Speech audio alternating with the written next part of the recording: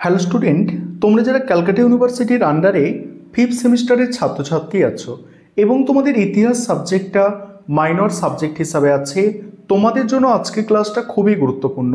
আজকের ক্লাসে তোমাদের MN3 পেপার থেকে একটি মোস্ট ইম্পর্টেন্ট বড় প্রশ্নের উত্তর নিয়ে আলোচনা করব এবং তোমরা MN3 পেপারটার নাম দেখতে পাচ্ছ এখানে।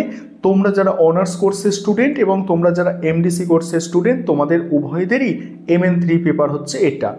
এবার দেখো, যে প্রশ্নের উত্তরটা নিয়ে আজকে আলোচনা করব, ভারতের সামন্ততন্ত্রের উত্থানের প্রেক্ষাপট আলোচনা করো। এই প্রশ্নটা তোমাদের 10 নম্বর বা 20 নম্বরে পরীক্ষায় আসতে পারে। প্রথমেই তোমাদের ইন্ট্রোডাকশন অর্থাৎ ভূমিকা দিয়ে শুরু করতে হবে।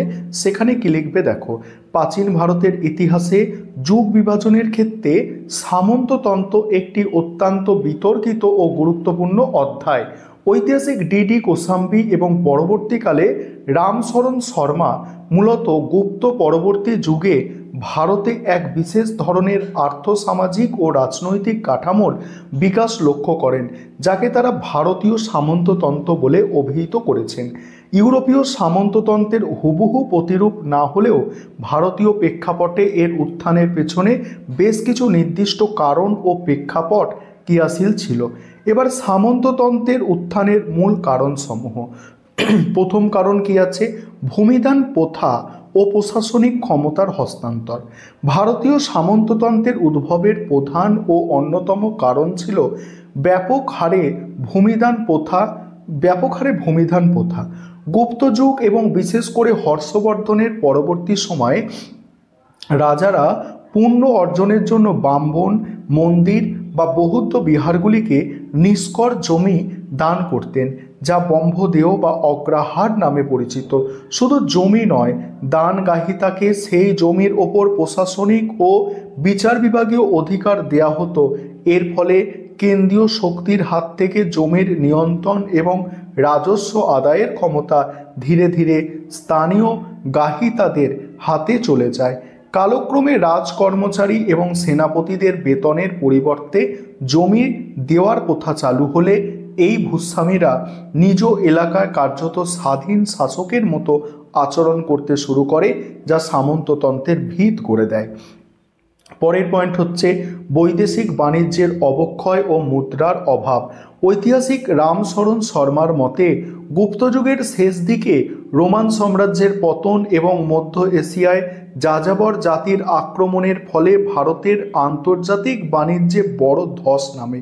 বাণিজ্যের এই মন্দার ফলে নগরায়ন হ্রাস পায় এবং সমাজে মুদ্রার প্রচলন কমে যায়।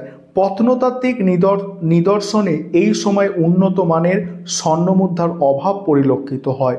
মুদ্রার অপ্রতুলতার কারণে রাজারা তাদের কর্মচারীদের নগদে বেতনের পরিবর্তে জমি দিতে বাধ্য হন, ফলে অর্থনীতি সম্পূর্ণভাবে কৃষি এবং গ্রামের ওপর নির্ভরশীল হয়ে পড়ে, যা একটি বদ্ধ সামন্ততান্ত্রিক অর্থনীতির জন্ম দেয়। তারপরে কি? রাজনৈতিক বিকেন্দ্রীকরণ ও সামন্ত চক্র। এই পয়েন্টটা নিয়ে আলোচনা করব এবং বাকি অংশটুকু আলোচনা করব।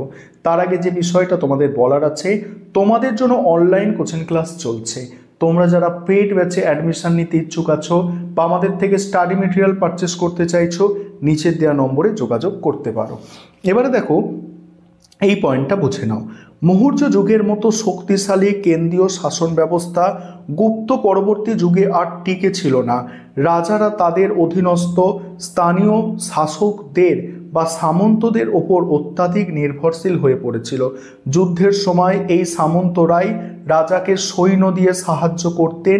বিনিময়ে তারা নিজ নিজ এলাকায় কর আদায় ও শাসন কার্য চালাতেন। হর্ষচরিত বা বাণভট্টের রচনায় আমরা মহাসামন্ত বা সামন্ত চক্র এর উল্লেখ পাই। এই রাজনৈতিক বিকেন্দ্রীকরণ রাজশক্তিকে দুর্বল করে দেয় এবং স্থানীয় ভূস্বামীদের ক্ষমতা বৃদ্ধি করে, যা রাষ্ট্র কাঠামোকে সামন্ততান্ত্রিক রূপ দেয়। তারপরের পয়েন্ট কি আছে দেখো, কৃষকদের পরাধীনতা ও সামাজিক স্তরবিন্যাস। সামন্ততন্ত্রের উত্থানের ফলে সমাজের নিচুতলা, বিশেষ করে কৃষক সমাজের বড় পরিবর্তন আসে। জমিদার প্রথার ফলে জমির ওপর কৃষকদের চিরাগত অধিকার খর্ব হয়। তারপরে কি বলা হচ্ছে দেখো, মধ্যস্থভোগী বা ভূস্বামীদের উৎপাতে স্বাধীন কৃষকরা কার্যত ভূমিদাসে বা আধা স্বাধীন কৃষকে পরিণত হয়। অনেক ক্ষেত্রে কৃষকদের জমি ছেড়ে চলে যাওয়ার অধিকার ছিল না এবং তাদের ওপরে বৃষ্টি বা বেগার সোম চাপিয়ে দেওয়া হতো। ফলে সমাজে উৎপাদক শ্রেণী অর্থাৎ কৃষক এবং ভোগ দখলকারী শ্রেণী অর্থাৎ সামন্ত প্রভুদের মধ্যে স্পষ্ট বিভাজন তৈরি হয়, যা সামন্ততান্ত্রিক সমাজের মূল বৈশিষ্ট্য। তারপর উপসংহার, পরিশেষে বলা যায় ভারতের সামন্ততন্ত্র হঠাৎ করে উদ্ভূত হয়নি, কোনো ব্যবস্থা ছিল না, বরং এটি ছিল একটি দীর্ঘমেয়াদী আর্থসামাজিক প্রতিক্রিয়ার ফল। ভূমিদান প্রথা, বাণিজ্যের অবক্ষয় এবং রাজনৈতিক বিকেন্দ্রীকরণ এই তিনে মিলে প্রাচীন ভারতীয় সমাজে এক নতুন মধ্যযুগীয় কাঠামোর দিকে ঠেলে দিয়েছিল। ঐতিহাসিক হারবান্স মুখিয়া বা ডি.সি. সরকার এই তত্ত্বের সমালোচনা করলেও আদি মধ্যযুগে ভারতের ইতিহাস বুঝতে সামন্ততান্ত্রিক মডেলের গুরুত্ব অনস্বীকার্য। এই ছিল তোমাদের আজকে মোস্ট ইম্পর্টেন্ট একটি প্রশ্নের উত্তর।